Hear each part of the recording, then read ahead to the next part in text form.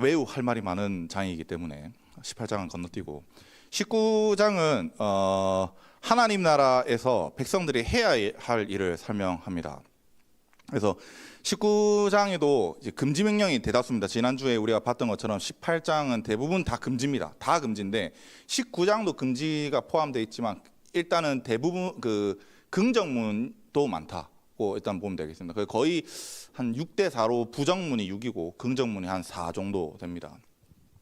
여러분, 그래서 일반적인 명령이랑 이건 조금 다르게 해석을 할 줄 알아야 되는데 여러분, 율법의 엑기스가 뭐라고 생각합니까? 네, 십계명입니다. 율법의 엑기스는 613가지를 딱 10개로 축약해봐라 하면은 십계명이고, 그거를 딱 두 문장으로 만들어봐라면 하나님 사랑, 이웃 사랑이 되는 겁니다. 근데 이 출애굽기 20장이랑 신명기 5장은 이제 십계명을 이야기하거든요. 그래서 십계명이 있구나. 근데 창세기는 일단 내러티브니까 역사가 어떻게 흘러왔냐, 구속사가 어떻게 이어져 오느냐, 이거에 대한 이야기니까 창세기는 빼고, 창세기, 출애굽기, 민수기도 사실상 내러티브이기 때문에 일단 빼고, 그러면 출애굽기, 레위기, 신명기가 거의 다 율법서들입니다. 근데 출애굽기랑 신명기에는 십계명이 있는데 레위기에는 십계명이 없다고 사람들 대부분 말을 합니다. 근데 가장 율법적인 책은 레위기거든요. 근데 막상 레위기의 십계명을 찾아볼 수 없으니까 이 십계명에 대한 핵심을 잘 파악하지 못하는 게 대부분 사람들입니다. 근데 오늘 19장 읽어보면 알겠지만 제가 왜 다 읽어보자고 이야기했냐면 이게 결국 십계명 이야기입니다. 19장은 내용이 다 들어가 있고 1계명부터 10계명까지 다 들어가 있지만 여기에 추가적인 것들이 좀 몇 개 섞여서 나타나고 표현이 좀 다를 뿐이죠. 18장부터 20장은 여러분 삶의 예배라고 했습니다. 그래서 18장, 20장은 똑같은 말인데 18장은 하지 말라, 20장은 그걸 하면 심판받는다 이거고, 19장의 중가운데 있어서 예배의 핵심, 삶의 예배의 핵심이라고 했는데 19장을 요약하면 뭐냐? 십계명 잘 지켜랍니다. 딱 한마디로 요약하면. 근데 이 한 줄로 할 수 있는 이 말씀을 하나님은 이 37절이라는 대분량으로 설명을 합니다. 우리는 십계명을 율법이라고 생각합니다. 그렇죠? 근데 오늘 우리가 살펴볼 십계명 말씀은요, 율법이 아닙니다. 뭐냐면 하나님 나라의 문화입니다.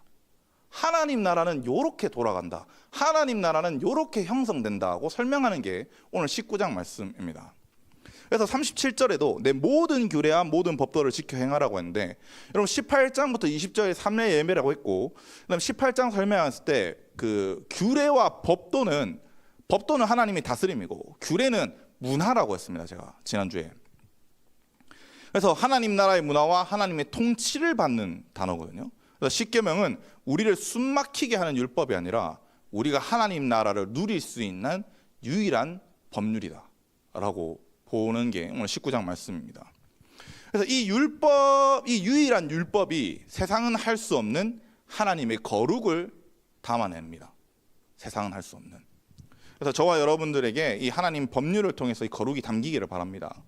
그래서 이 거룩이 담겨져 있는 자들이 거룩을 운반할 수 있잖아요. 거룩이 비어 있는데 어떻게 거룩을 운반하겠습니까? 거룩이 채워지고 여러분들을 통해서 거룩이 운반되고, 그러 말미암아 그곳에 거룩이 심겨지기를 주님의 이름으로 간절히 바랍니다. 우리 1절 2절 함께 읽어보겠습니다. 1절 2절입니다. 시작. 여호와께서 모세에게 말씀하여 이르시되 너는 이스라엘 자손의 온 회중에게 말하여 이르라. 너희는 거룩하라. 이는 나 여호와 너희 하나님이 거룩함이니라. 1장 설교할 때도 우리가 좀 나눴었는데, 레위기는 사람들이 가장 아는 책 중에 하나입니다. 뭐가 뭐 있는지도 사실 잘 모르는 책이고 그냥 진짜 법이다 이렇게 생각하는 사람들이 많은데, 그 율법이라고 적혀 있어서 이게 고대 습성이고 고대 문화지 오늘날 우리와 상관없는 법이다라고 대부분 생각을 합니다. 정말 그런가 하면은 여러분, 우리가 지금까지 오늘 19장이니까 18장까지 살펴봤을 때 레위기는 우리랑 진짜 밀접하게 관련되어 있습니다. 정말 밀접하게. 그냥 레위기는 고대 근동의 팔레스타인 문화를 설명하는 게 아니라 그들의 문화, 그들의 깊은 곳을 통해서 전하는 하나님의 메시지를 하는 거죠. 우리가 1장부터 지금까지 쭉 봤을 때 다 하나하나 의미가 우리에게 전달된 거 제가 설명을 못한 것도 있습니다. 너무 방대하거든요. 레위기가. 레위기를 모르잖아요. 그럼 신약을 해석을 못합니다. 그래서 전부 신약학자들은 신명기랑 레위기를 핵심으로 많이 봅니다. 모세오경을. 왜냐면 신명기도 결국에 레위기를 알아야 되거든. 그러면 레위기에서 제일 중요한 장이 어딜까 하면은 사람들마다 좀 다르겠죠. 뭐 5대 제사가 제일 중요하다. 뭐 출산규례 뭐 이런 기타 등등등 있잖아요. 뭐 짜라트도 있고 또 유출병도 있고 이 뒤에 나타나는 절기가 나타나는데 절기도 있고. 근데 요거는 다 주제적으로 이야기할 때 중요한 부분입니다. 주제적으로 하면 안 중요한 게 어디 있겠습니까? 뭐 살인하지 마라 당연히 하면 안 되지. 뭐 이런 다 주제적인 거니까. 근데 구문 구조적, 그러니까 히브리어 텍스트에서 표현하는 방법 중에서 레위기에서 가장 중요한 부분이 어디냐라고 말한다면 이 19장입니다. 진짜 독특합니다. 진짜 독특하게 강조를 많이 합니다. 여러분 아까 여러분들이 짝수절을 읽었으니까 제일 많이 나온 게 뭐야? 나는 너희 하나님 여호와니라, 나는 여호와니라. 이게 제일 많이 나왔잖아요. 다른 성경은 이런 거 없습니다. 어디에 이렇게 많이 하나님의 이름을 언급을 합니까? 그것보다 또 하나님의 이름도 포인트긴 한데 2절을 보면요. 너는 이스라엘의 자손 온 회중에게 말하여 이르라 라고 되어 있거든요. 요게 회중은 에다라고 해서 그 리더들을 의미하거든요. 근데 여기에다가 에다 여기에다가 온이라고 번역돼 있죠. 앞에 회중, 온 회중. 그래서 원래는 콜 에다라고 하는데 회중이 원래 뭡니까? 집합명사입니다. 집합명사. 그러니까 이미 여기 사람들이 다 리더라고 하면 이미 내가 에다 하면 여기 있는 리더들만 다 이야기하는 겁니다. 내가 목자 하면 누구만 손들어야 됩니까? 목자들만 손들어 3명만 하면 되는 거잖아. 우리 청년 목자들. 근데 온 회중, 모든 목자들 다 손들어봐. 이게 뭡니까? 모두는 강조형입니다. 강조형. 그래서 이 온 회중이라는 표현을 좀 찾아보면요. 출애굽기 16장 9절, 35장 1절, 4절, 그 다음에 레위기 19장 2절 여기, 그 다음에 민수기 1장 2절, 14장 7절, 26장 2절에서만 나타나고 총 7번만 나타나거든요. 이게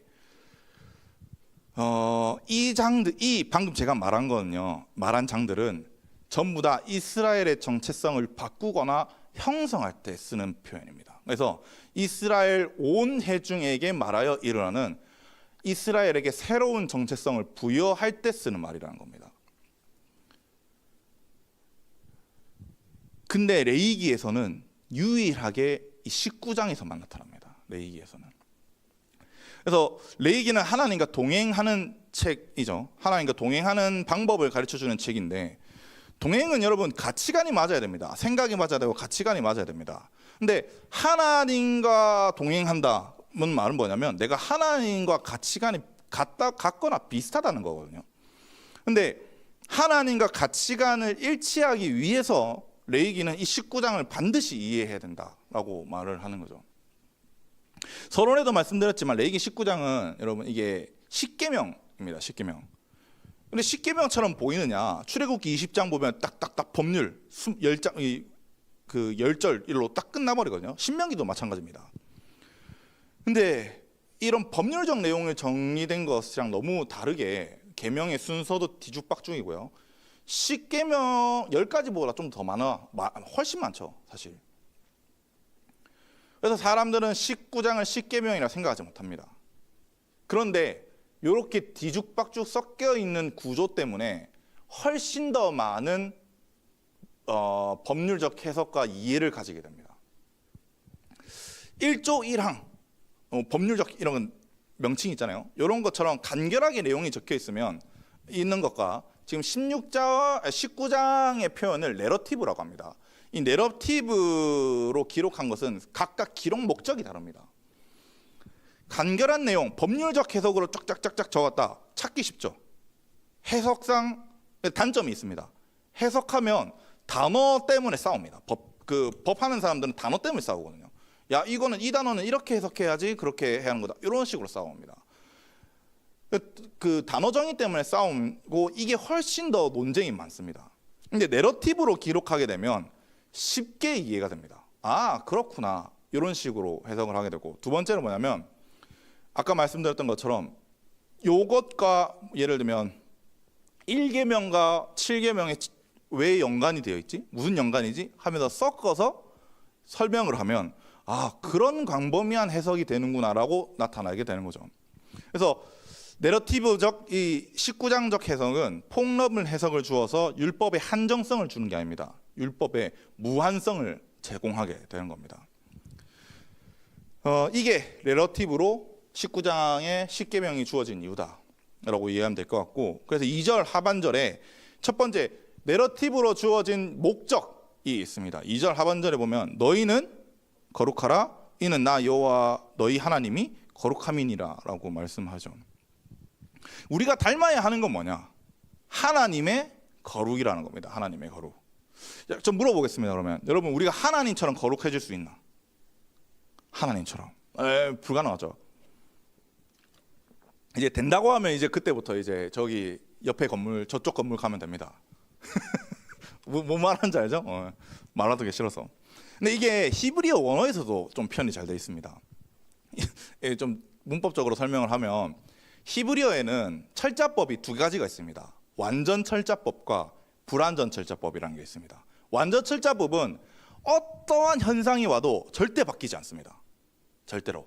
근데 불완전 철자법은 조금만 상황이 바뀌잖아요. 문장이. 그러면 모음이랑 발음 자체가 다 바뀌어 버립니다. 너희는 거룩하라. 저기서 너희는 거룩하라. 우리 보고 거룩하라는 거잖아요. 그럼 요거는 불완전 철자법으로 되어 있습니다. 언제든지 상황이 바뀔 수가 있는 거지. 근데 하나님을 나타내는 나 여호와 너희 하나님이 거룩함이니라, 이거는 완전 철자법으로 되어 있어서 무슨 일이 있어도 바뀌지 않습니다. 요거는 레위기 11장 44절 거기 똑같은 말씀이 있는 게 그것도 똑같이 표현되어 있거든요. 즉 하나님의 거룩은 불변합니다. 근데 우리의 거룩은 죄 때문에 변질될 수 있는 거룩입니다.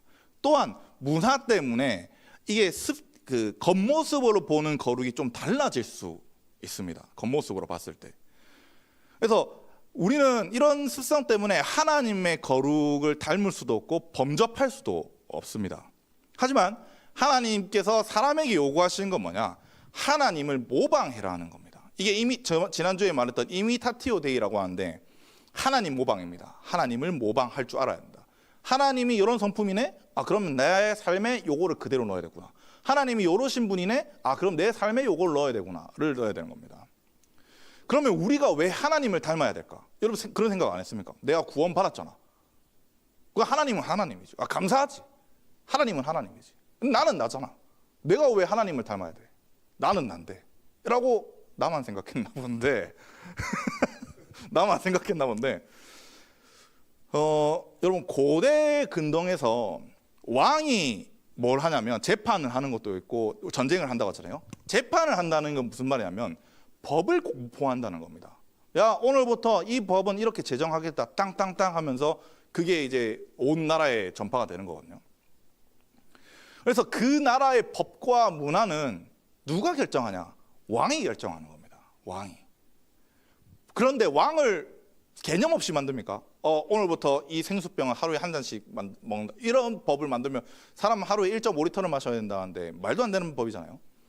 그런 게 아니잖아요. 한 나라의 운영 방법과 통치 철학이 담겨 있어야지 올바른 법률이 되는 겁니다. 아수르를요, 여러분, 그 사람들이 왜 저렇게 잔인할까? 아수르는 요거 피해 나라라고 하거든요. 피해 나라. 왜냐하면 아수르는 통치 체계가 군대입니다. 그러니까 우리로 치면 국방부 장관이 왕이야. 그다음에 대장이고, 그다음에 이제 쓰리스타들 이런 애들 있잖아요. 요렇게 군대식으로 정치를 합니다. 그래서 말 안 들으면 바로 사형, 말 안 들으면 바로 사형. 그래서 너무 잔인하게 보이게 되는 거죠. 그게 아수르의 왕의 정치판입니다. 헬라 그 그리스 헬레니즘 문화가 들어가잖아요. 그래서 그 알렉산더도 헬라의 문화를 전파하고 싶어 했었고, 메데 바사는 그 모든 그 나는 관대하다 그 300에서 그렇게 하잖아요. 그게 괜히 나온 말이 아닙니다. 메데바사 정책 자체가 모든 나라를 아울러서 함께 가겠다라고 말하는 정책이 있습니다. 그런 사상이 가지고 있기 때문에 그 나라들이 운영되는 거거든요. 이처럼 법에는 왕의 사상과 철학이 담겨 있습니다. 그러면 그 나라의 백성은 법과 사상으로 받아들여서 그 나라의 백성이 되는 겁니다. 내가 그 나라의 법을 살면서 그 나라의 백성이 되는 거지. 하나님께서 십계명을 전달하신 이유는 하나님의 지혜와 정의를 우리에게 알려주시는 겁니다. 그리고 나서 십계명을 우리가 지키는 이유는 하나님을 닮아가는 첫 시작이기 때문입니다. 그래서 우리가 하나님을 모방한다 하면서 제일 첫 번째로 해야 되는 게 뭐냐면 십계명을 잘 이해할 줄 알아야 됩니다. 그 다음에 언약 백성이라면 당연히 할 줄 알아야 되는 법이라는 거죠. 그러면 이제 그 법들을 살펴봐야 되는데 3절, 4절 함께 읽어보겠습니다. 3, 4절입니다. 시작. 너희 각 사람은 부모를 경외하고 나의 안식일을 지키라. 나는 너희 하나님 여호와이니라. 너희를 위하여 선상을 부어 만들지 말라. 나는 너희 하나님 여호와이니라. 내러티브로 된 이 법률 해석에서 가장 중요한 건 뭐냐면 아주 작은 디테일도 왜 다른지 차이를 찾아내고 왜 그런 해석을 가져야 되는지를 찾아야 되는 겁니다. 요거를 전제로 깔고 갈게요. 가장 먼저 나타난 게 뭐냐면 부모를 경외하고 안식일을 지키는 겁니다. 여러분 원래 첫 계명 뭡니까? 1계명 하나님을 경외하라. 나 왜 하나님만 경외하라고 하는 거잖아요. 나 왜 다른 신 없다. 기존과 너무 내용이 다릅니다. 하나님을 먼저 나와야 되는데 왜 부모 경외부터 나올까? 라고 되는데 3절은요 여러분 각각 5계명과 4계명입니다. 부모를 공경해라가 5계명이고 안식일을 지켜라가 4계명이거든요. 순서가 거꾸로 되어 있는 거 볼 수 있죠. 그리고 각 사람은 경외해라 라고 이렇게 되어 있는데 주어는 단수인데 동사는 복수입니다. 요거는 뭐냐? 너희 각각에게 이 책임이 있다라고 설명을 하고 나가는 겁니다. 부모를 공경해라에서 출애굽기는 공경해라가 카베드라고 되어 있습니다. 그러니까 카베드는 영광 이런 뜻이거든요. 그래서 대상을 찬양할 때 뭐 이렇게 아니면 존중할 때 쓰는 게 카베드인데 여기서는 19장 3절에서는 야레로 적혀 있습니다. 야레는 경외하다인데 좀 우리가 경외하다고 하니까 좀 어렵지만 경외는 사실 정확히 조금 표현하면 두들겨 맞을까 봐 무서운 겁니다. 진짜로 표현을 그대로 하자면. 그래서 야레는 주체의 뛰어남을 인정하고 두려워하는 겁니다. 저렇게 무서운 분이랑 나랑 어떻게 이렇게 하면서 하는 게 야레의 기본 전제입니다. 그 다음에 하나님 제가 존중합니다, 존경합니다, 뭐 이런 식으로 가는 거죠. 그래서 야레는 일반적으로 나쁜 행동을 삼가할 때 지켜지는 명령입니다. 특히 이 야레가 레위기에서 8번 쓰이거든요. 하나님한테 5번, 성막에 2번, 그 다음에 지금 부모 공경이라고 할 때 1번 쓰입니다. 그만큼 이 부모 공경이 얼마나 중요한지, 이 야레 경외하는 건지 얼마나 중요한 건지 좀 설명합니다. 요즘 친구들 문화, 친구들이 아니라 이제 부모들 문화도 그렇고 우리 자식 세대, 나도 포함이에요. 자식 세대 문화가 친구 같은 부모가 유행했던 세대, 베이비붐 세대가 그랬나? 그렇죠. 그래서 가족이라는 이유로 부모님들이랑 좀 못 볼 걸 다 보는 엄마가 왜 그랬대? 이거 있잖아, 이런 거 다 하는. 왜 그렇게 하는데? 왜? 뭐 아무튼 더 따라하고 싶었는데 아무튼 그런 거 하는 거 있잖아요. 이런 건 다 합니다. 근데 성경적 관점에서는 이거는 경외가 아닙니다. 경외는 행동에 제약이 있습니다. 감정에 제약이 들어갑니다. 또한 이게 부모라고 되어 있는데 부모는 아버지, 어머니가 순서로 되어 있잖아요. 근데 이게 출애굽기랑 신명기는 맞습니다. 아버지, 어머니가 되어 있는데 레위기에서는 어머니, 아버지가 되어 있습니다. 어머니, 아버지. 레위기는 페미니즘 이런 게 아니라 그런 게 아니라 고대 근동의 문화를 이해할 줄 알아야 됩니다. 왜냐하면 그 가족에서 어머니는 고대 근동에서 그냥 나를 출산해주고 그냥 밥을 먹여주고 좀 뭐 그 정도 내가 좀 보살펴줘야 될 대상이지 존경의 대상이 아니었습니다. 공경의 대상이 아니었다는 거지. 고대 근동에서는. 뭐 물론 법률적으로는 있습니다. 엄마를 죽이면 뭐 엄마를 때리거나 엄마를 모욕하면 죽여야 된다 이랬는데 문화적으로는 그게 아니었다는 거지. 그래서 고대 근동에서는 어머니가 아버지보다는 좀 무시를 많이 받는 게 있습니다. 요즘에는 좀 아빠들이 좀 무시받는 경향이 있는데, 근데 이슬람권이 좀 비슷하잖아요. 아빠가 만약에 돌아가셨다고 하면 엄마한테 권한이 이어가는 게 아니라 바로 첫째 장남한테 넘어가는 것처럼 비슷한 맥락처럼 어머니한테 그렇게 강한 권한이 있지 않습니다. 근데 성경은 뭐라고 말하냐면 순서가 있댔잖아요. 어머니 경애가 없으면 아버지 경애도 없다. 아버지 경애가 없으면 뒤에 나타나겠지만 안식이 경애도 안 된다고 말을 하는 겁니다. 여러분, 안식일은 두 가지 의미가 있습니다. 창조의 심, 하나님께서 이제 일을 창조 다 하셔서 쉬게 되는구나 와 출애굽 해방을 상기시키는 겁니다. 이거는 사람들 잘 이해를 못하는데 안식일을 지키는 게 출애굽 해방 때문에 지키는 겁니다. 그 다음에 이 안식일을 지키는 자들은 언약 백성들이 지키는 겁니다. 그래서 안식일을 지키지 않으면 언약 백성이 아닙니다. 정확히. 그래서 이 안식일은 하나님을 경외할 때만 지킬 수 있는 거거든요. 오늘날은 초대교회 전통을 따라서 예수님께서 부활하신 이 우리로 치면 이제 일요일, 주일로 지키잖아요. 근데 성경적 근거가 있냐? 라고 하면 성경적 근거 많습니다. 제가 세 가지만 뽑자고 하면 사도행전 20장 7절에 나타났을 때 주의 날에 떡을 뗀다. 주의 날이라고 하고 고린도전서 16장에서도 이 날은 떡을 떼는 날이라고 표현을 합니다. 마지막 계시록 1장에서도 요한이 언제 봤습니까? 주의 날에 이 계시를 받았다고 말합니다. 주일이거든요. 주일. 그러니까 주일을 지키는 이유는 당연한 거고 하나님을 경외하고 영광 돌리기 위해서 드리는 겁니다. 근데 성경은 그래서 어머니, 아버지, 하나님 순으로 경외를 정의하고 있습니다. 이게. 그래서 경외에도 등급이 있는데 어머니를 경외하지 않으면 아버지를 경외하는 것이 아니고 아버지를 경외하지 않으면 하나님을 경외하는 게 아니다라고 합니다. 그래서 성경은 부모를 경외하지 않는다. 그건 하나님을 경외하지 않는 겁니다. 부모는 경외하지 않지만 하나님은 경외한다. 그거는 경외하지 않는 겁니다. 말이 안 맞는 거거든. 왜냐하면 부모 경외를 하나님 경외로 시작으로 보는 겁니다. 19장이. 왜냐하면 이 경외는 스스로 절제하는 태도입니다. 내가 상가해야 된다 했잖아요. 이게 하나님 앞에서 절제한다는 게요, 여러분. 갑자기 하나님 앞에 나타나서 절제 다 된다고 생각하는데 아닙니다. 이게 그 하나님한테 여기서 원망기도 안 해본 사람 손들어 봐라. 다 해봤을 건데. 그게 다 여러분 어머니 상과 아버지 상이 하나님한테 투영됩니다. 내한테, 내 인생에. 우리 아버지는 말수가 진짜 없으십니다. 그래서 내가 음성을 잘 못 듣는 것 같아. 우리 아빠 때문에. 우리 아빠가 말을 안 하시니까 나도 하나님이 말 안 한다고 생각하는가? 이렇게 생각하는 것 같아.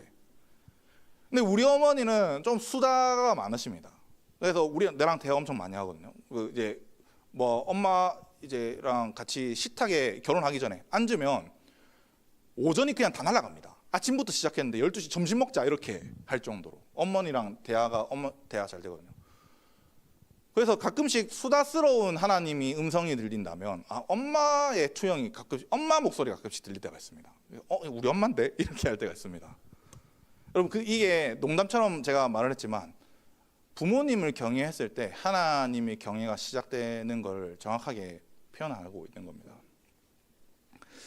하나님 경외는 한 가지가 더 추가되는데 4절에 보면 헛된 신들에게 향하지 말고 너희를 위하여 신상들을 부어 만들지 말라고 하는 겁니다. 여기 헛된 것들은 이 히브리어로 엘릴림이라고 하는데 이거는 헛되다, 무가치하다 뭐 이런 뜻입니다. 그래서 사실 이방신을 조롱할 때 만드는 겁니다. 쓰는 단어입니다. 그래서 헛된 이방신들을 섬기지 말고 하나님을 올바로 섬겨라 라고 말을 하는 거고, 신상을 부어 만드는 것은 이방 신을 만들거나 하나님을 형상화하는 것을 말합니다. 그래서 그런 걸 하지 말라. 이방 신은 헛된 거 맞죠? 당연하죠. 이거는 논할 가치가 없습니다. 근데 없는 신을 자신의 안위를 위해 만든 것 뿐입니다. 이 이방 신은 플러스로 하나님을 형상화하는 것도 안 됩니다. 하나님께서 말씀으로 이스라엘에게 임하셨으니 너희는 절대로 형상으로 나를 만들지 말고 내 말을 잘 지키라라고 말씀하신 것처럼, 하나님을 형상화하는 것은 내 소원을 들어주시는 하나님, 내 필요를 채워주시는 하나님이라고 만들어버리는 거죠. 그래서 내가 믿고 싶은 하나님을 만드는 겁니다. 이게 고대에서는 이 형상이 내가 믿고 싶은 것을 만드는 거라면, 오늘날은 좀 기복신앙이 사실 하나님을 형상화한 겁니다. 기복신앙이 복만 원하는 거, 교회만 왔다리 갔다리 하는 거, 가난 이런 성도들이라고 하잖아요. 이게 여러분 하나님 형상화한 겁니다. 왜냐하면 그 금송아지 우리 계속 이야기하는데, 그 담임 목사님께서 설교하시면서 금송아지가 삶은 개판인데 나는 예배는 했다라는 그런 행동을 정당화하게 만들어진 겁니다. 정당화하기 위해서. 그래서 내 마음대로 살겠다 하는 게 하나님을 형상화하는 거죠. 여러분, 예수를 만나는데 중간이 있습니까? 뭐 정치적 중립 이거 말고, 예수를 만나면 중간 없습니다.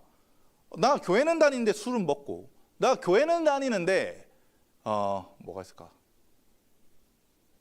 오락실 너무 뭐 아무튼 술 담배 다 하고, 교회를 다니는데 막 세상에서 있는 거 다 양발 다 걸치는 거, 이게 금송아지입니다. 이게 하나님을, 예수님을 만나면요 그냥 심장이 뜨거워질 수밖에 없습니다. 나도 내려가면 잘 못하, 뭐 안 그럴 수도 있겠는데, 여러분 제가 아이가 80%입니다. 안 그렇게 보이죠? 근데 저는 올라오면 이게 주체가 안 됩니다. 해야 되는 게 사실 원고 있어도 그냥 넘길 때가 많습니다. 주체가 안 돼. 왜? 하나님의 말씀을 전하고있는데 어떻게 그게 되겠습니까? 계속 뜨거운 마음을 주시는데. 그렇다. 5절 6절 한번 읽어보겠습니다. 5절 6절 시작. 너희는 화목 제물을 여호와께 드릴 때 기쁘게 받으시도록 드리고, 그 제물은 드린 날과 이튿날에 먹고 셋째 날까지 남았거든 불사르라. 5절부터 10절은 음식에 대한 이야기인데, 성물의 욕심을 부리지 말며 가난한 자들을 위해서 밭에 있는 것과 포도나무 이런 거 떨어진 것들 다 줍지 말고, 다 추수하지 말고, 이렇게 이야기를 하는 겁니다. 특히 5절부터 8절은 화목제에서 이야기하는데, 7장에서 사실 화목제 다 이야기했습니다. 어떤 신앙을 가졌는지 우리 다 이야기했는데, 여기서 나타나는 것은 목적이 다릅니다. 뭐냐? 화목제는 먹고 나서 뭐 해야 됩니까? 이 고기를 다 나눠야 됩니다. 동네 잔치입니다. 다 나눠야 되는데, 3일째 때까지 남긴다. 그걸 먹으면 너희 가증하고 더러운 거니까 그것도 먹는 사람은 지 벌 자기가 받을 거다라고 말씀하는 게 5절부터 8절 이야기거든요. 결국은 뭐냐면, 하나님께서 주신 것, 이 화목제물의 고기는 내가 바친 거긴 하지만 하나님께서 나한테 수여한 겁니다. 이미 하나님께 바쳤잖아. 그건 다시 나한테 준 거니까 하나님 수여한 거라서, 거룩한 것을 받았으면 그 거룩한 것을 나눌 줄 알아야 된다는 겁니다. 이거 말하고 싶었던 것 중에 하나가 뭐냐면, 우리 예배팀 애들에 보면 토요일마다 그거 하잖아. 악기 가르치잖아요. 나는 요런 게 화목제물의 속성이라고 생각합니다. 내가 먼저 받았잖아. 그럼 내가 먼저 나눌 줄 알아야 되는 겁니다. 그게 화목제물의 속성인 겁니다. 이 거룩한 것에 내가 욕심을 부려서 안 나눈다? 말이 안 됩니다, 여러분. 이거는 아까 말했잖아요. 이거 지벌 지가 받는다고. 그런 거랑 똑같은 겁니다. 하나님께 감사하여 반응한 것을 내가 나눌 수 있어야 된다. 땅의 모든 곡식을 수확하지 않고 모퉁이를 남겨두고 그다음에 버려진 것을 남기는 것은 뭐야? 떨어진 것을 남기는 것은 거류민들에게 나눠줄 수 있는 사상을 말합니다. 그래서 이게 그 공산주의자들이 요거 가지고 장난질 많이 하거든요. 요 구절 가지고 봐라 나누지 않냐 성경도 말하는데 이거는 틀립니다. 이거는 강제성이 있어야 되는 거잖아. 공산주의는 이게 강제성 없습니다. 언약 백성이라는 거 있기 때문에 성경에서 말하는 가난한 자를 돕는 거는 언약 백성의 반응입니다. 내가 말했잖아요. 감사는 반응이라고. 자유가 있는 거죠. 필요를 채워주기만 하는 거는 여러분 사랑 아닙니다. 필요를 채워주기만 하는 거는 공산주의가 그런 거잖아. 근데 오히려 그건 사람을 망치는 지름길이지. 그 자유로 말씀을 지켜 행할 때 내가 하나님께서 내게 복을 더 주시겠다라는 그것을 상기하면서 나아가는 거죠. 하나님 것을 나누겠다. 하나님께서 내게 더 복을 주실 것, 하나님 더 채워주시겠다. 이게 언약 백성의 반응이라는 거죠. 그럼 왜 우리가 가난한 자를 도와야 되느냐? 마태복음 25장에서는 뭐라고 말씀하냐면 가난한 자가 하나님이라고 말합니다. 하나님이 그 가난한 자를 투영해서 내가 잠시 내려가서 얘가 말씀 잘 지키나 안 지키나라고 한번 바라보시겠다고 말씀한 게 마태복음 25장 말씀 세 비유 중에 하나 말씀입니다. 그래서 그게 하나님을 돕는 것이다. 제 부산에 그 구제팀 있습니다. 월요일마다 이 부산 전 돌아가면서 노숙하시는 분들 도와드리거든요. 저는 이제 지사님이 시작했을 때 와 진짜 대단하다. 아무도 없을 때부터 혼자 지금 12년, 14년인가 하셨거든요. 그래서 간이 지금 완전 가셨습니다. 많이. 막 수술도 하고 뭐 할 때마다 넘어져가지고 뭐 척추도 안 좋고 뭐 이랬다고 하시는데 저도 전도사 때 몇 달 좀 따라갔었거든요. 근데 그들에게 당장 필요한 게 물과 밥이니까 챙겨주고 하긴 합니다. 근데 그 구제팀이 실질적으로 하는 건 뭐냐면 그 사람에게 실제적으로 필요한 걸 채워주려고 합니다. 축사와 예언 당연히 합니다. 그 다음에 데리고 와서 이 사람이 정상적으로 돌아갈 수 있는 사회의 사람으로 돌아갈 수 있도록 만들어 주려고 하는 게 그 사람의 그 부산 구제팀의 방법입니다. 그 부산에 은행원 하시다가 그 아주 안 좋은 사건으로 인해서 충격을 받아서 노숙을 하신 분이 계셨습니다. 오래 하셨는지 정확하게 기억이 안 나는데 그분이 노숙 생활을 하면서 누가 봐도 정상이야. 근데 노숙 생활 오래 하니까 안 그렇게 보이잖아요. 데리고 와서 말씀으로 무장하고 축사하고 예언하고 하고 나서 다시 회사 다니면서 우리 교회 그 부산에서 다니고 있습니다. 요게 우리가 해야 될 언약 백성의 반응. 실제적으로 사람을 일으켜주고 그 사람 그분 뭐 하시는 줄 압니까? 교사하십니다. 그 주일학교 교사하고 계십니다. 그 뭐 애들 양육하고 계시는 거잖아. 그런 삶이 필요하다는 겁니다. 그런 삶이 우리가 해야 될 일이 영적 군대로 오리켜 세워서 다음 세대를 세우는 자로 세우는 그게 먼저 은혜 받은 자가 더 큰 은혜 받은 자가 해야 될 일이다라고 하는 겁니다. 11절부터 12절 한번 읽어보겠습니다. 같이 읽을게요. 시작.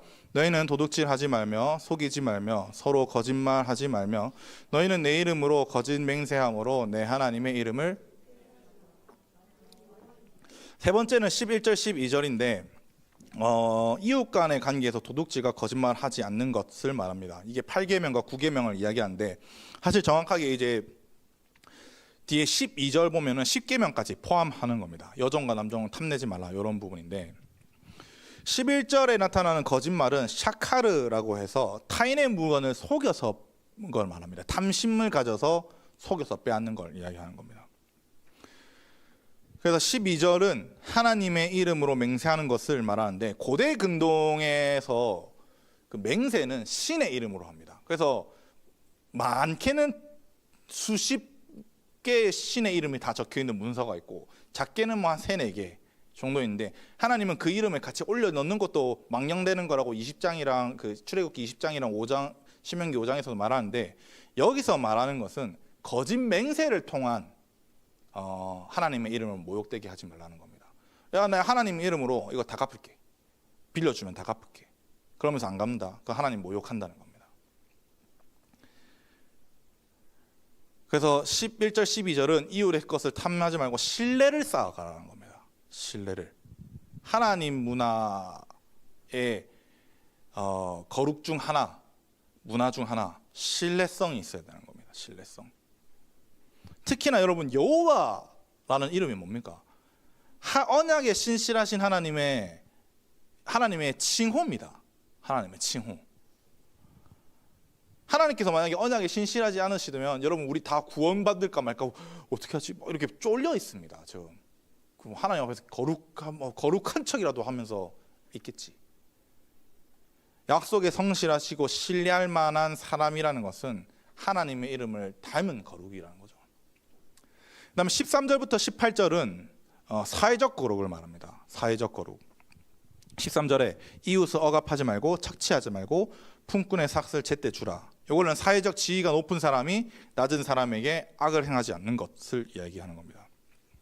특히 억압하다는 아사크라고 해서 누르다, 프레스라고 하는데 힘과 권력을 이용해서 억압을 하는 걸 말합니다. 그래서 단순한 육체적 억압뿐만 아니라 마음의 억압을 같이 주는 거. 뭐 착취하고 품꾼의 삭을 축취하는 것도 똑같은 맥락이죠. 그래서 고대 사회는 하루 벌어 하루 먹고 삽니다. 하루살이들한테 돈을 뺏는다. 말도 안 되는, 사람 죽으란 말입니다. 그냥 정확하게. 그래서 하나님 나라는 뺏는 문화가 아니다. 억압하지 않고 그들에게 줄 것을 주고 그들에게 필요를 채워줄 수 있는 전제에 내려야 한다. 그 다음에 14절은 신체적 약자들 혹은 사회적 약자들에게 비방하지 않는 것을 말합니다. 뭐 요거는 당연한 거니까, 그리고 문법적으로도 해석 더 할 게 없습니다. 그래서 15절 바로 보면 재판관에게 공평한 재판을 할 것을 말한다 하는데, 그래서 사람이 불쌍하게 보여서 동정하면서 재판하지 말고 어떤 사람이 권력자라고 해서 편들지 말라는 겁니다. 불쌍하게 보여서 편들어주면 떼법이 생기고요. 권력자들의 편을 들어주면 부패가 일어납니다. 법은 만인에게 공평해야 합니다. 어린이 보호구역, 민식이법, 대표적인 떼법이잖아요. 그게 대표적인 떼법.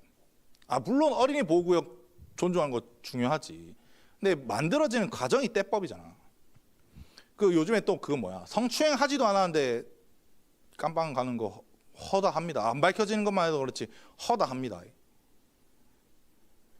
정치인이라고 재판 연기해 주는 거 공평하지 않는 거지.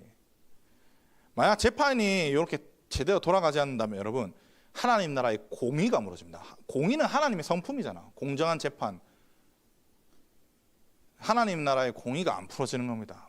하나님 나라의 문화는, 거룩은 공의가 있어야 되는데 그건 하나님을 모방하는 게 아닙니다. 오히려 하나님을 모욕하는 거지. 16절은 돌아다니면서 비방하지 말라고 하는데, 요거는 특정 어떤 사람을 비방해서 사회적으로 소외시키는 일을 말하는데, 이 뒤에 보면 피를 흘려 이익을 도모하지 말라 요거 말하는데, 요거는 진짜 쉽게 이야기하면 부자들 돈 뺏지 말라는 겁니다. 진짜 쉽게 이해하면. 그거 있잖아, 내 피를 뺏어서, 그러니까 피 흘려서, 저 사람 피 흘려서 우리가 다 뺏자, 저 사람 돈 다 뺏자, 이렇게 말하는 거거든요. 이 공산주의. 그래서 여러분 이게 성경 읽기만 하면 공산주의, 사회주의, 좌파 안 됩니다. 절대로 안 됩니다. 안 읽으면 좌파가 될 수 있습니다. 기독교 좌파, 그거 저는 정의했습니다. 옛날부터. 기독교 좌파는 예수 안 믿는 거다. 성경을 안 믿는데 어떻게 예수를 믿는 겁니까? 성경대로 살지 않는데 어떻게 기독교입니까? 아니 그래도 착하게 살잖아요. 그 사람들은 착하게 살 수도 있잖아요. 도덕적인 사람들일 수도 있잖아요. 그러면 안 믿는 사람도 착하고 도덕적으로 삽니다. 우리는 성경을 따라가는 거지 세상 윤리를 따라가는 게 아닙니다. 여러분 그러면 착하면 하나님 말씀 어겨도 되나? 나 오늘부터 착한 사람이니까 하나님 말씀 어겨도 되나? 말도 안 되는 논리죠. 이게 몰라서, 그래 화가 좀 났으니까 몰라서 그럴 수 있잖아요. 몰라서. 그러면 어떻게 해야 되냐? 나도 아는데 오늘 이 말씀을 연구하면서 17절을 정말 많이 새겼습니다. 17절 한번 읽어볼게요. 17절 같이 읽어보겠습니다. 시작. 너는 내 형제의 마음으로 미워하지 말며 내 이웃을 반드시 견책하라. 그러면 내가 그에 대하여 죄를 담당하지 아니하리라. 여러분 17절은 뭐냐면 내 형제의 마음으로 형제를 미워하지 말고 그들을 견책해라, 가르쳐라는 겁니다. 잘 모르니까 그런 거겠지? 잘 들어봐부터 시작해서 견책, 가르쳐라는 겁니다. 요건 정죄랑 다릅니다. 정죄는 사람들이 좀 오용하는데 야 그거 하면 안 돼, 너 왜 나한테 정죄해? 이렇게 하잖아요. 하지 말라고 하니까 하지 말라고 하는 거지, 성경에서. 그게 무슨 정죄입니까? 정죄는 죄의 유무를 하나님께서 판단하는 거지, 정죄 그런 게 아닙니다. 재판관이신 하나님이 하실 일이다. 견책은요, 잘못된 것을 가르치고 올바른 길로 인도하는 것까지 되는 겁니다. 물론 야 네 잘못했어, 여기까지 가면 정죄입니다. 근데 여기서 그러니까 이거를 이렇게 고쳐야 돼 라고 말하면 견책인 겁니다. 내가 왜 그래야 됩니까? 내가 저 꼴 보기 싫은데 얼마나, 이렇게 생각한다면 여러분들이 해야 될 일이 있습니다. 그러면 견책하라. 그러면 네가 그에 대해서 죄를 담당하지 않는 일이 아니라, 이 죄라는 단어가 많은데 정확하게 말하면 책임입니다. 책임. 자, 누가 말도 안 되는 걸 했습니다. 그래서 내가 야 그거 잘못됐어, 똑바로 해야 돼 라고 내가 말을 하지 않으면 그건 나한테도 책임이 있다는 겁니다. 그 사람이 잘못된 걸 그대로 방치했으니까. 근데 내가 그걸 가르쳤습니다. 너 그거 잘못됐어, 그러니까 이렇게 해야 돼. 하나님은 뭐라 하냐면 그러면 니한테 그때부터 책임 없다고 말하는 겁니다. 말한 사람은 책임을 넘기는 겁니다. 그래서 그 디모데 전서인가 후서인가에 보면, 디도서인가, 그 이단들에게 첫 번째 권하고, 그래도 안 되면 장로들 데리고 가서 권하고, 그래도 안 되면 쫓아 보내라고 하잖아요. 그게 요거입니다. 요거. 그래서 결국에 개인과 사회의 관계에서 하나님을 닮으려면 원수를 갚는 것보다 18절에 보면 내 이웃 사랑하기를 내 자신과 같이 사랑하라 라고 하는 겁니다. 여러분 용서 쉽게 할 수 있습니까? 우리 우리 축사할 때마다 항상 듣는 거, 용축사, 용서하고 축복하고 사랑해라. 제가 최근에 용서 잘하는 방법을 좀 터득했습니다. 비법을 알려드릴까요? 용서의 기준을 나로 잡으면 됩니다. 나로. 너무 뻔한 얘기가. 근데 이때까지는 머리로 이해했었는데 이제 마음으로 이해하기 시작했습니다. 이 말을. 여러분 사랑은 내가 저 사람을 사랑한다, 뭐 이런 용서한다, 요 어렵잖아요. 근데 나도 이렇게 하는데 쟤는 얼마나 힘들겠노로 가면 됩니다. 그러면 용서하기 쉽습니다. 결국에 사랑은 하나님 법 안에서 서로를 포용하는 겁니다. 서로를 포용하는 거. 하나님 법 안에서입니다. 뭐 사단 새끼를 이렇게 포용하는, 이거 말 안 되는 거고. 내가 하면 다 되는데 남이 하면 허용 안 된다. 그걸 내로남불이라 하잖아요. 내가 하면 로맨스, 남이 하면 불륜이라 하잖아요. 근데 이 내로남불에서 내로를 나뿐만 아니라 저 사람한테도 적용하면 됩니다. 그러면 다 용서할 수 있습니다. 요즘에 그래서 다 용서가 잘 됩니다. 쟤 왜 저러지? 그냥 나도 저렇게 하니까. 쟤 왜 저러지? 그냥 나도 저렇게 하니까. 근데 가르칠 건 가르쳐야지. 파파파파파 이렇게 하는 거지. 뭐라 할 거 뭐라 하고. 그래서 사회 안에서 하나님, 사회와 개인 간의 이런 신뢰와 가르친 견책, 그 다음에 사랑, 이런 것도 하나님 문화다. 그 다음에 19절부터 20절 한번 읽어보겠습니다. 같이 읽어볼게요. 시작. 너희는 내 규례를 지킬지어다. 내 가축을 다른 종류와 교미시키지 말며 내 밭에 두 종자를 섞어 뿌리지 말며 두 재료로 직조한 옷을 입지 말며 만일 어떤 사람이 다른 사람과 정혼한 곧 아직 속량되거나 해방되지 못한 여인과 동침하여 설정하면 그것은 책망받을 일이니라. 그러나 그들은 죽임을 당하지 아니하리니. 19절을 먼저 말하면 다른 종류들과 섞지 않는 걸 말합니다. 가축과 종자를 섞지 않는 것, 이제 첫 번째인데, 이거는 현상계에 나타나는 건데, 이거는 그 18장 내용과 똑같습니다. 창조 질서를 지켜라는 겁니다. 창조 질서를.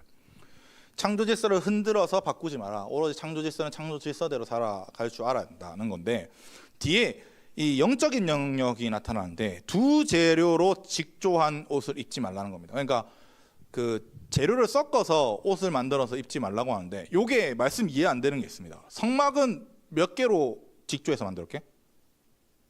세 개로 만들었습니다. 청색, 자색, 홍색실. 이걸로 만들어서 하고, 넘어서 해달 가죽 가지고 오고, 그 동물 생각이 이름이 안 난다. 그 두퐁 가죽 가지고 가지고 만들고, 이거 다음에 상막하면 혹시 가르쳐 드릴게요. 그 가죽 가지고 하고, 그 다음에 처음 여기 마당뜰은 노신데 갑자기 성막 입구 근처 가니까 은으로 되고, 갑자기 또 가니까 금이야. 여러 개로 만들었네. 성전 이상하잖아요. 모순이 돼버립니다. 근데 이거 배경을 좀 알아야 되는데, 두 재료 이상으로 직조한 것은 거룩한 사람들이 입었다고 생각합니다. 그 고대 근동에서는. 그래서 두 재료를 직조해서 백성들이 입는다면 내가 거룩의 영역에 함부로 간다는 겁니다. 거룩의 영역에. 그래서 그 거룩을 제대로 잡기 위해서 오용하지 않는 것이 중요한 겁니다. 내가 백성인데 제사장 거룩한 옷을 입었다. 완전 거룩의 이거 하극상이죠, 하극상. 그래서 거룩의 등급에 맞지 않는 옷을 입지 않고 오로지 자기 거룩 등급에 맞는 옷을 입으라고 하는데, 요거는 그냥 우리로 치면 영적 질서 잘 지키라는 겁니다. 영적 질서 잘 지키는 게 하나님 문화라는 겁니다. 그래서 만물과 거룩에도, 영적인 영역에도 질서가 있습니다. 그래서 하나님의 성품은 질서입니다. 질서가 같고 무분별한 것은 하나님을 닮는 게 아닙니다. 왜냐하면 창세기 1장에서 하나님은 혼돈과 공허, 히브리어는 비어 있음과 섞여 있음이 하나님의 말씀으로 질서정연하게 움직였습니다. 그게 하나님의 성품이기 때문입니다. 창조의 성품이. 22절은 정혼한 여종에 대한 말인데, 정혼이 아니라 이 여종을 이제 시바지로 파는 것을 말합니다. 대리모. 그래서 좀 풀어서 설명하면, 출산을 위한 대리모이며, 대리모이자 여종으로 팔렸지만 아직 제값이란다. 돈을 지불하지 않은, 완전하게 지불하지 않은, 가계약만 한 사이, 아니면 계약만 한 사이, 이 팔겠다는 계약만 한 사이. 그래서 이 여인에게 자유가 주어지지 않는 사이입니다. 근데 이 20절부터 22절을 이해하려면 뭐가 잘못이냐? 계약을 걸어놨어요. 이제 이 물건을 이 물건 아니죠. 이 사람은 이제 여종을 팔 거예요. 근데 원래 있던 주인이 먼저 범한 겁니다. 이런 상황을 말하는 거거든요. 근데 이 여인의 상태가 먼저 합니까? 이 여인의 상태가 회색지대입니다. 전 주인도 있는데 내가 지금 앞으로 섬길 주인도 있는 겁니다. 그러니까 이 관계가 애매한 상황인 거죠. 어떻게 스탠스를 취해야 되는지 애매한 상황. 그래서 이런 상황을 조금 더 해석해서 풀면은 회색지대 법을 이야기하는 겁니다. 회색지대 법. 왜 정치인들, 그 다음에 돈 많은 기업 사람들이 돈 많이 버는 줄 압니까? 회색지대를 잘 이용하니까. 법을 아는 회색지대를. 지켜도 되고 안 지켜도 되는 문제의 상황이 오잖아요.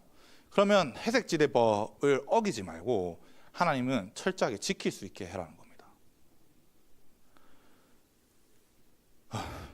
23절부터 25절 한번 보면은, 요거는 각종 과목을 씌우면 3년은 먹지 말고 넷째에는 하나님께 드리고 다섯째에 이제는 먹어라 라고 하는데, 첫 3년의 열매는 할례를 받지 못한 사람들입니다. 근데 이 할례를 받지 못했다는 게 아랄이라고 하는 단어인데, 이게 온전하지 않은 상태라고 되어 있습니다. 그러니까 할례라는 말은 되기는 하는데 정확하게 말하면 온전하지 않은 상태를 이야기하는 겁니다.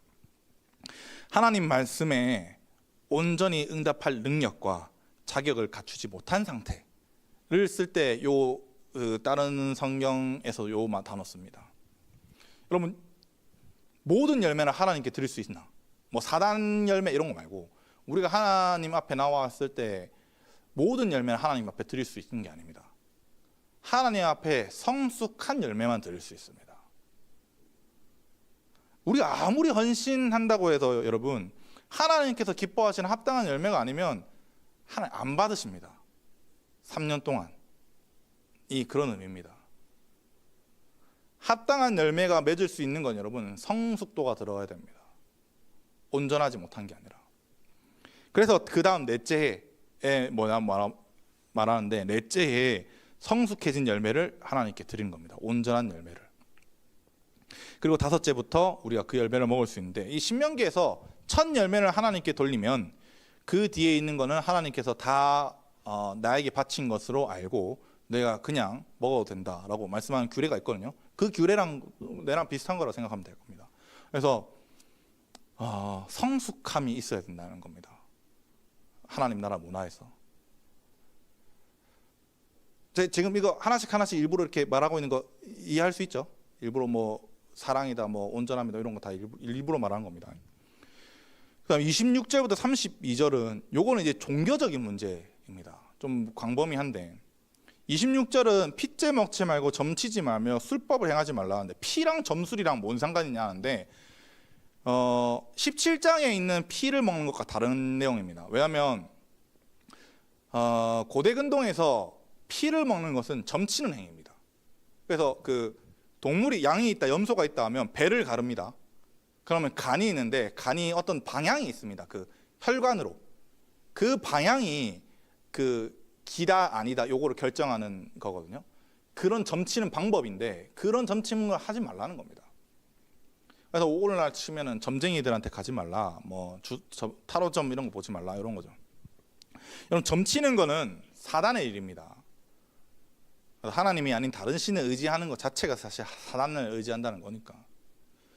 그 다음에 머리카락을 둥글게 깎지 말고 그 다음에 수염을 송상하지 말라고 하는데 그럼 대머리는 하나님 믿는 거 아닌가? 죄송합니다. 이 고대 근동의 문화를 좀 이해할 필요가 있는데 고대 근동에서 머리를 둥글게 깎고 이 수염을 둥글게 자른다는 건요. 이렇게 둥글게 자른다는 게 이런 모양입니다. 이렇게 둥글게 자른다든지 아니면 이렇게 물결 모양으로 만드는 거 있잖아요. 미역 모양 그런 걸 만드는 걸 말하는데 요는 모양이 뭐냐면 이방 신한테 헌신할 때 쓰는 표현 그 동작입니다. 그 다음에 혹은 왕이나 어떤 위대한 사람에게 그 사람을 기념할 때, 그러니까 사람을 기념할 때 쓴다는 거죠. 이방 신은 당연히 안 되는 건데 사람도 기념해서는 안 됩니다. 우리가 요즘에 어떤 사람을 동상을 만든다든가 어떤 특정 사람 이름 따서 만들잖아요. 그 건물을 만든다든가 그런 것도 안 된다는 거지. 사실 이거는 하나님 외에 다른 것을 섬기는 겁니다. 하나님 표현으로는 어떤 사람을 형상화하거나 건물에 기념비를 세운다. 그게 우상 숭배다. 요즘에 기독교 대학에서도 이런 거 많이 합니다. 뭐 유명한 목사님 이름 따가지고 그 건물 딱 이렇게 무슨 홀을 하잖아요. 그것도 우상 숭배입니다. 사실 정확하게 말하면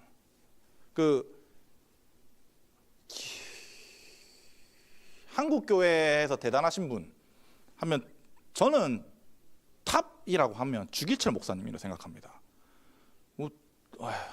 여러분 그 주기철 목사님 일대기 한번 읽어보십시오. 눈물이 흐릅니다. 나는 책 읽다가 눈물 흐른 적 딱 2개가 있는데 주기철 목사님 일대기랑 평양 대붕의 역사라는 책이 있습니다.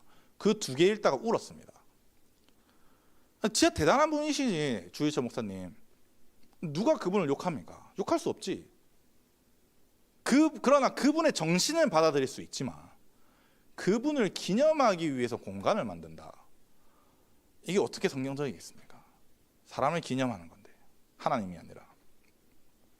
또한 28절 이것도 문신 이야기인데 문신은 동일한 겁니다. 그럼 문신은 여기서 나타나는 문신은 어떤 죽은 자를 위해서 나타나는 걸 말하는데 여기서 죽은 자는 네페시로 뭐 죽은 자도 됩니다. 죽은 자도 되는데 이방 신을 표현할 때도 이 네페시를 사용할 때도 있습니다. 그래서 28절에 나타나는 문신은 히브리어로 셰레트인데 문신이 아닙니다. 이거 번역 잘못된 겁니다. 문신이 아니라 우리 그 칼질하면 여기에 흉터 남잖아요. 흉터. 그거를 여기 셰레트라고 하는 겁니다. 그 열왕기상에서 엘리야와 850명의 바알과 아세라 선지자들이 싸웠을 때 바알이 응답 안 하니까 뭐 합니까? 자해하잖아요. 그 현상을 이야기하는 겁니다. 자해하며 우상을 부르짖는 행위를 하는 거고, 무늬, 이게 진짜 문신입니다. 무늬가. 근데 이게 케토베트 카카라고 해서 히브리어로 문자를 새기는 거 말합니다. 그 뭐라 해야 될까? 어떤 멋있는 말 있잖아. 오늘의 나를 범접할 수 없다. 뭐 이런, 내일의 날은 더 뛰어날 것이다. 뭐 이런 그런 말 있잖아. 방금 생각난 게 없어서 그냥 만들었다. 아무튼간에 그런 어떠한 의미를 닮아서도 하지 말라는 겁니다. 여러분, 우리는 영을 알고 영을 이해하고 영적인 것을 다루는 교회입니다. 여러분, 자살, 자해, 이런 거 다 영이 하는 겁니다. 우상숭배도 영이 하는 거고, 관련 없는 게 아닙니다. 그러면 여러분, 문신도 내랑 비슷한 맥락입니다. 문신도. 문화지식 그 꼰대 아닙니다. 하나님 말씀에서는 안 되는 겁니다. 하나님이 안 되면 안 되는 거지. 29절은 딸을 신전창녀로 만드는 걸 말합니다. 사실 뭐 음란하게 만들지 말라는 게 아니라 신전창녀로 만들지 마라. 바알을 섬기게 만들고 이방신에게 헌신하는 행위를 말하는데, 그거는 땅을 더럽히는 일이다. 얘네들, 이런 애들 때문에 지금 가나안 족속, 7족속이 멸하는 거잖아요. 그래서 30절에 안식일을 지키고 성소를 귀하게 여겨라 한 겁니다. 귀하게 여기다는 게 번역이 잘못된 겁니다. 야레입니다. 경외해라는 겁니다. 경외, 성소를.